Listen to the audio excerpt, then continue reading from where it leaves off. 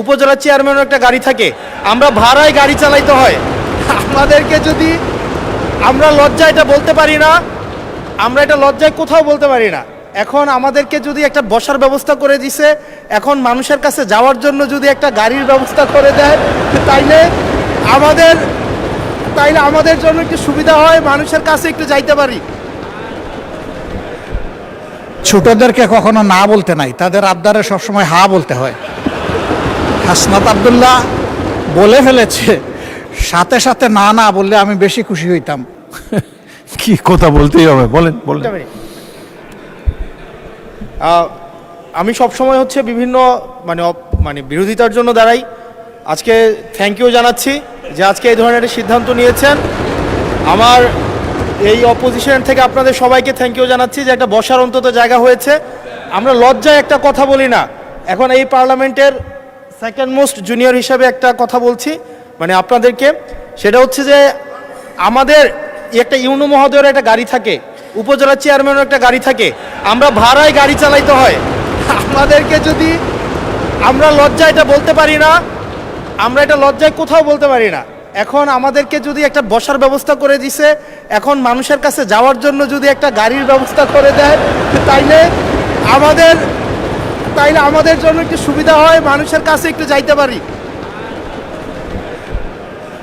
মাননীয় স্বরাষ্ট্রমন্ত্রী কিছু বলতে চান?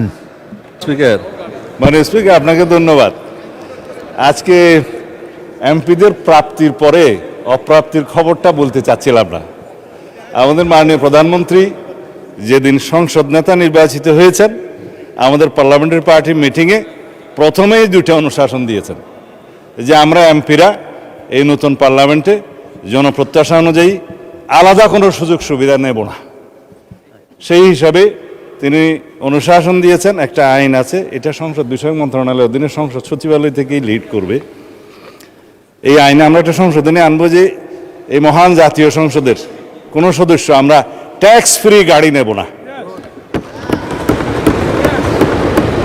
এইটা মাননীয় সদস্য বাদে বাকি সবাই তালে দিছে, কিন্তু আমাদের মাননীয় সদস্য ছাড়া দিছে।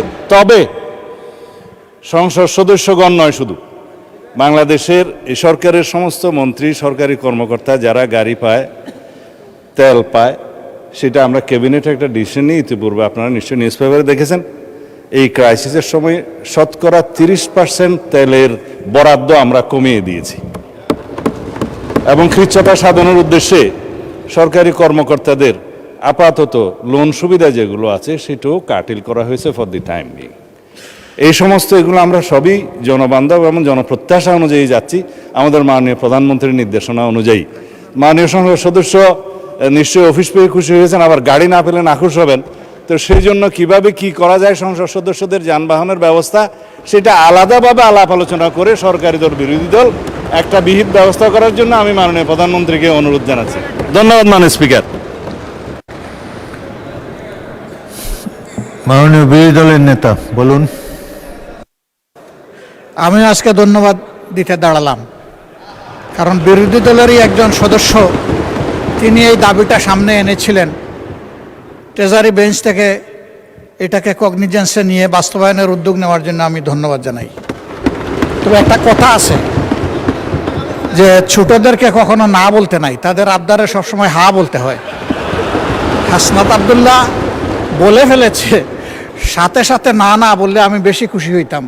আমি চিন্তা করেছিলাম যে এত বড় খবরের পরে বিরোধী দল থেকে কিছু মিষ্টি খাওয়াই দিব, কিন্তু এখানে এসে বাধাগ্রস্ত হয়ে গেছি, পারলাম না, একটা ধাক্কা খাইলাম। মাননীয় স্পিকার, আপনাকে ধন্যবাদ। মাননীয় বিরোধী দলের নেতা স্বরাষ্ট্রমন্ত্রী তার শেষ লাইনে বলেছেন যে এটা তারা বিবেচনা করে দেখবেন।